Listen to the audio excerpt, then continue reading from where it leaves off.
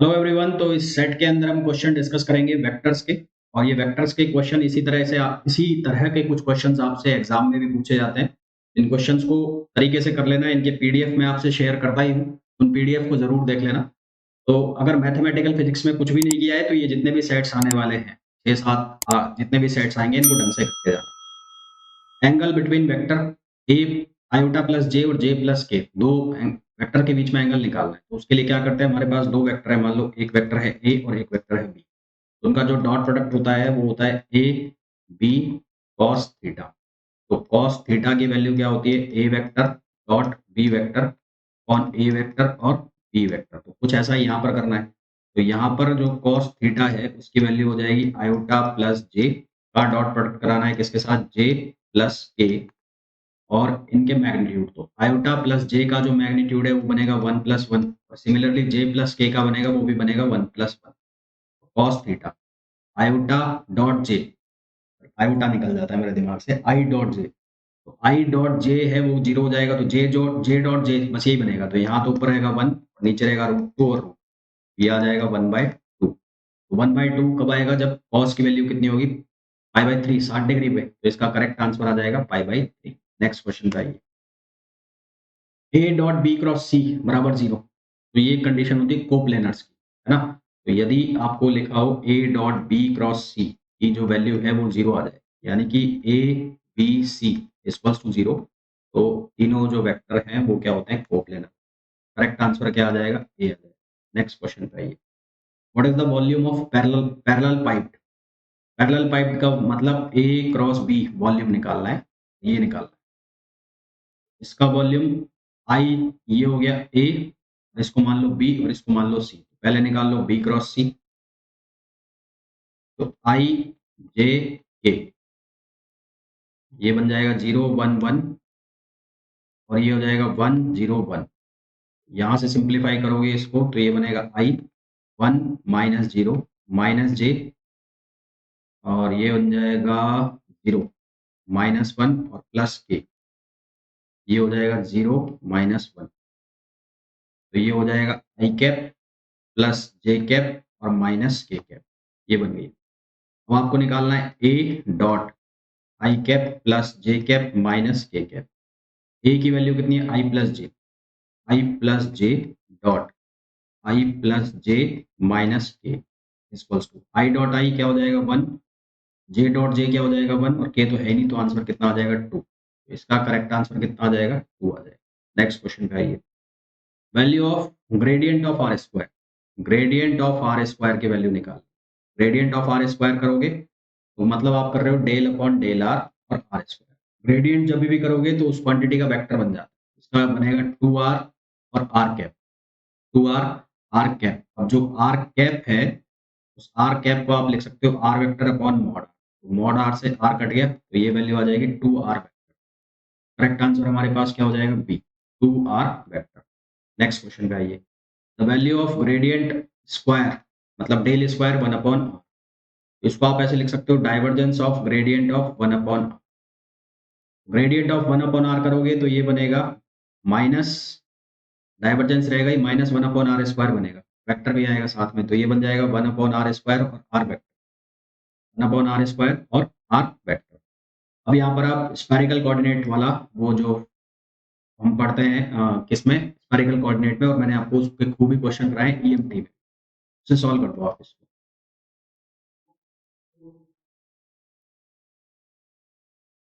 Are cap, तो minus, यहाँ लिख दो आप 1/r square del upon del r r square dot 1/r square. वैकेंसी लोगे आप डेल अपॉन डेल आर किसका करो, कांस्टेंट का, कांस्टेंट का कितना आएगा 0, तो आंसर आ जाएगा 0। करेक्ट ऑप्शन कितना आ जाएगा, d. Next question. R is the position vector of any point on surface of q of side l. R is the position vector of any, surface integral की value बतानी है। तो s r dot d s, तो यहाँ लगाओगे Gauss divergence theorem, तो ये बन जाएगा डाइवर्जेंस ऑफ आर और del b. Divergence of r जो है, डाइवर्जेंस ऑफ आर की जो वैल्यू होती है वो होती है 3, d upon d x x, d upon d y y, d upon d z z. तो ये जो वैल्यू है ये बन जाएगी 3dv। अब इसका ट्रिपल इंटीग्रेशन, 3 बाहर 1 2 3, और ये हो गया dx dy और dz। साइड l है तो dx के लिए भी l, dy के लिए भी l और dz के लिए भी l। आंसर जो बनेगा वो कितना बनेगा 3l3।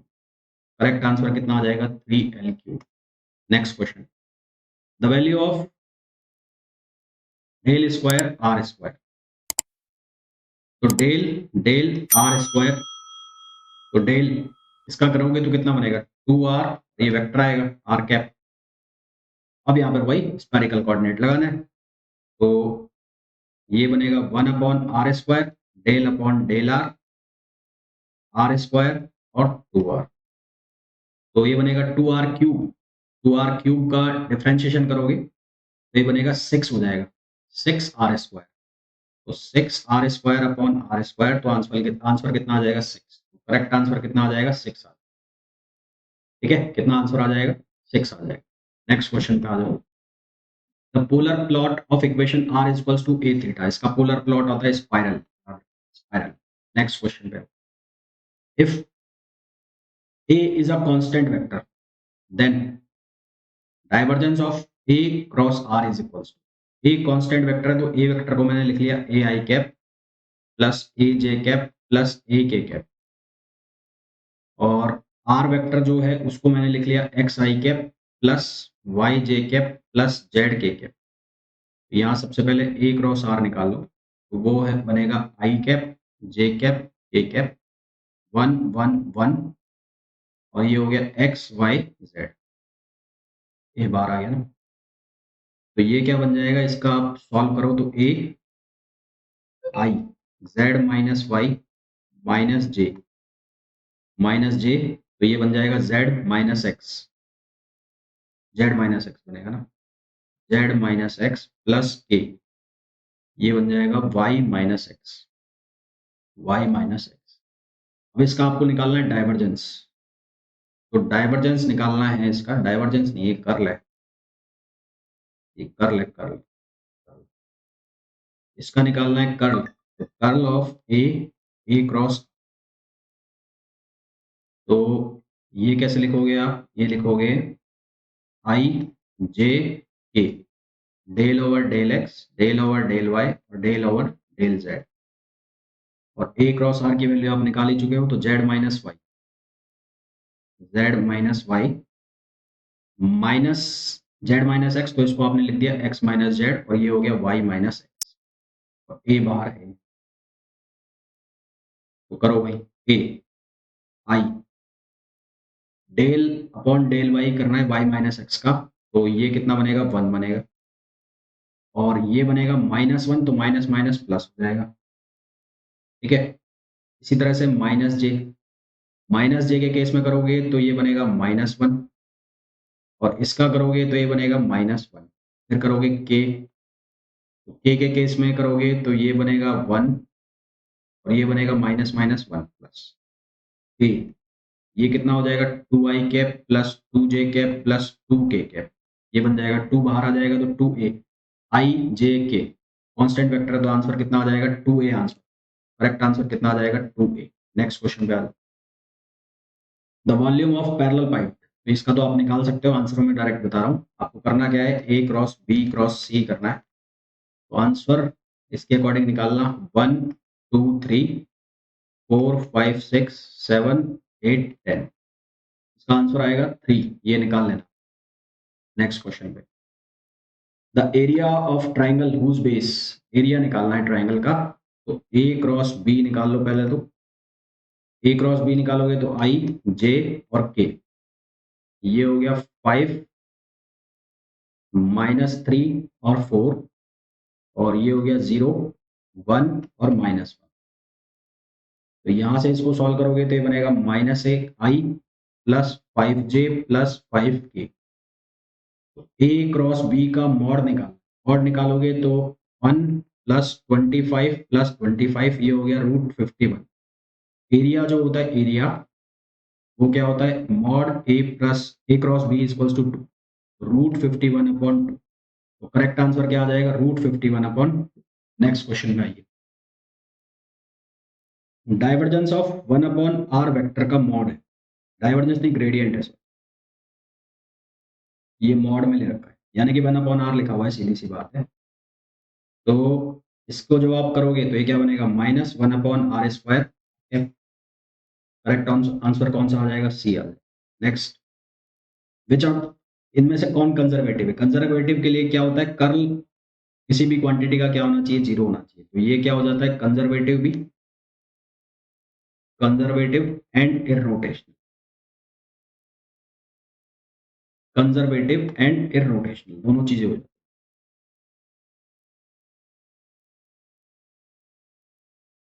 नेक्स्ट क्वेश्चन का ये क्वेश्चन नंबर 14, 14 पे, हाँ 14। हमें दिया हुआ है वेक्टर आर, तो हमें पूछा है gradient of r², r vector. तो आर वेक्टर है, आर वेक्टर, तो r² आर वेक्टर को आप क्या लिख सकते हो, r⁻/r। तो यहां से बन जाएगा r, r⁻, r, r⁻।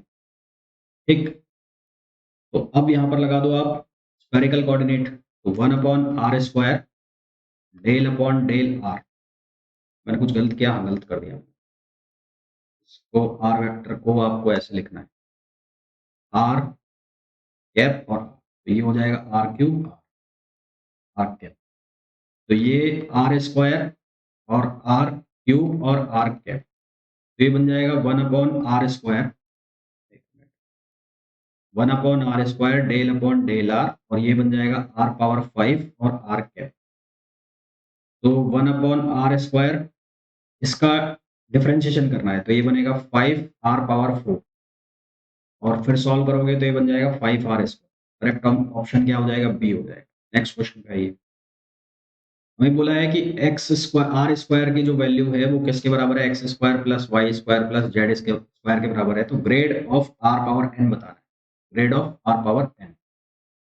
तो यहाँ से आप क्या करो, पहले आप वैल्यू निकालो, इसकी वैल्यू निकाल लो, r² की, एक बार x के में रेस्पेक्ट में, एक बार y के में, और एक बार z के में।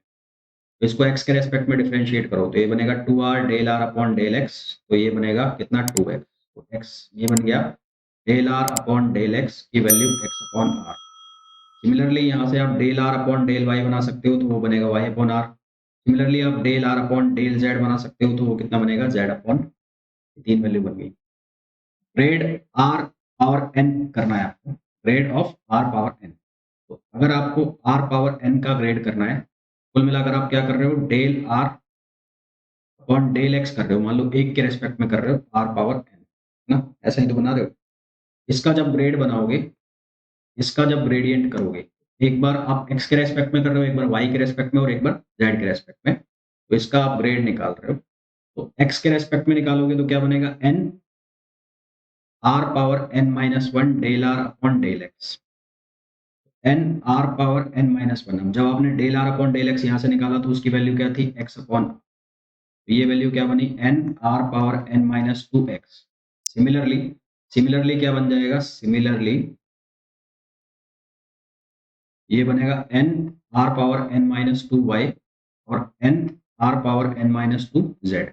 ये z है, z। तो सबका सम करना है। ग्रेड के बाद क्या आता है, ग्रेड जब हम करते हैं तो उसमें फिर वो वेक्टर में और कन्वर्ट होता है। तो यहाँ से n r पावर n-2 तो कॉमन निकलेगा, और ब्रैकेट में क्या आ जाएगा, ब्रैकेट में जाएगा xi plus yj plus zk, ये जाएगा। तो xi y j z ये क्या बन जाएगा, वेक्टर बन जाएगा। तो n r पावर n-2, और राइट आंसर हमारे पास कौन सा हो जाएगा, सी हो जाएगा। नेक्स्ट क्वेश्चन पे आप, इफ वेक्टर फील्ड, तो कर्ल ऑफ एफ निकालना है। तो सबसे पहले कर्ल ऑफ एफ निकाल लो आप, i j k del upon del x, del upon del y, और डेल अपॉन डेल जेड। तो ये बन गया x, ये बन गया 2y, और ये बन गया 3z। क्या बनेगा यहाँ से, i बाहर रखा आपने, ये हो गया 0, ये भी हो जाएगा 0, माइनस j, तो ये हो गया 0, ये भी हो जाएगा 0, और प्लस k कैप, तो ये 0 और ये भी 0, तो ये सारा 0। आंसर क्या आ जाएगा, 0 आ जाएगा। नेक्स्ट क्वेश्चन पे आइए, इफ ए वेक्टर की जो वैल्यू है वो x e x कैप, मतलब i कैप लिखा हुआ है ये, वाई ई वाई कैप और जेड ई जेड कैप। तो डेल स्क्वायर ए वेक्टर किसके बराबर हो? इसको आप लिख सकते हो डेल और gradient of a, divergence of gradient of. तो divergence of gradient of a, gradient of a करोगे, इसको आप ऐसे लिखो, ग्रेडियंट ऑफ डाइवर्जेंस ऑफ, है ना। आप इसको, इसकी प्रॉपर्टी लगानी पड़ेगी क्योंकि इसका हुआ ही नहीं, ये वेक्टर क्वांटिटी है ना। तो इसको हम लिख सकते हैं gradient of divergence of a minus curl of a, ये हम लिख सकते हैं। तो अब इसको सॉल्व करोगे तो इसका आंसर कितना आएगा? 0 आएगा। तो कर्ल निकालोगे, कर्ल 0 हो जाएगा। ग्रेडियंट करोगे, पहले डाइवर्जेंस ऑफ ए करोगे फिर ग्रेडियंट करोगे तो वो भी कितना हो जाएगा? 0 हो जाएगा। तो ये आंसर आ जाएगा। नेक्स्ट क्वेश्चन पे आओ। ए और बी दिए हुए हैं आपको, तो उसका यूनिट वेक्टर निकालना है आपको। तो ए क्रॉस बी निकाल लो पहले तो। ए क्रॉस बी निकालोगे तो आई जे और के। तो ये बना 2 -1 और +1, और ये हो गया 3 4 और -1, है ना। तो आई कैप, तो ये 1 -4 -j, ये हो गया -2 -3 और प्लस के, ये कितना हो गया? के का 4 दूनी 8 +3। यहाँ से सॉल्व करेंगे तो ये बन जाएगा -3i कैप +5j कैप +11 के कैप। इसका आपको यूनिट वेक्टर निकालना है, तो यूनिट वेक्टर इसका किसके बराबर हो जाएगा? A cross b on mod a cross b. तो ये हो जाएगा -3i कैप +5j कैप +11 के कैप अपॉन अंडर रूट कितना हो जाएगा? 155। तो करेक्ट आंसर क्या आ जाएगा? ये आ जाएगा। नेक्स्ट क्वेश्चन पे आइए। Consider a vector r vector upon r cube. देखो r vector upon r cube आपको ईएमटी में भी मिल सकता है, यहाँ पे भी मिल सकता है। तो इसका जवाब भी जब भी आप सॉल्यूशन करेंगे, इसके लिए जब भी आप इसका डाइवर्जेंस निकालेंगे, the surface integration of vector over the surface of cube, तो जब भी आप इसका डाइवर्जेंस निकालने जाएंगे, इसको आप इससे नहीं कर सकते। इसके लिए आपको यूज करना पड़ता है direct delta, specially for this type of function. इसके लिए आपको यूज करते हैं direct delta function, direct delta function. इसका एक्सप्लेनेशन तो बहुत लंबा चौड़ा है, बस ये ध्यान रखना कि जब इस फॉर्म में आपको डाइवर्जेंस मिलेगा तो आप ऐसे सॉल्व करोगे तो आपका आंसर गलत हो जाएगा। आपको लगाना होता है direct delta function. Direct delta function जो है वो बनता है 4 पाई डेल क्यूब r-0। तो ये जो वैल्यू है, ये वाली वैल्यू, इसकी वैल्यू बनती है 1। कितनी बनती है? 1। तो आंसर कितना आ जाता है? 4 पाई। करेक्ट आंसर कितना आ जाएगा? 4 पाई। नेक्स्ट क्वेश्चन का ये, if force F is derivable from a potential function, यानी कि F को ऐसे लिखा जा रहा है, पोटेंशियल फंक्शन के फॉर्म में लिखा जा रहा है, इसका मतलब उसका कर्ल कितना होगा? 0। ये ठीक वैसे ही है कि जो V है, V, जो E है, E को आप लिख सकते हो minus del V upon del R। इसका मतलब कर्ल ऑफ E क्या होता है? 0 होता है। तो ये पोटेंशियल फंक्शन में, यानी कि फंक्शन के फॉर्म में, पोटेंशियल एनर्जी के फॉर्म में अगर इसको लिख सकूं तो फोर्स का कर्ल क्या होता है? 0। इसी तरह से जो वेक्टर जो तुम्हारा इलेक्ट्रिक फील्ड है, इलेक्ट्रोस्टैटिक फील्ड है, उसके केस में पोटेंशियल के फॉर्म में हम इसको इलेक्ट्रिक फील्ड को ऐसे लिखते हैं, तो इसलिए हम इलेक्ट्रिक फील्ड का कर्ल करेंगे तो वो कितना आ जाता है? 0 आ जाता है ना। तो ये क्वेश्चन हो गए वेक्टर के। तो अब इसके बाद हम क्वेश्चन करेंगे कॉम्प्लेक्स के। कॉम्प्लेक्स के 2 लेक्चर मैं करूंगा, तो ओवरऑल मैथमेटिक्स के मैंने जितने भी सही क्वेश्चन बन सकते हैं वो आपको करा दिए हैं। 5 लेक्चर तक आज भी आ जाएंगे और उसके बाद रिमेनिंग 2 लेक्चर भी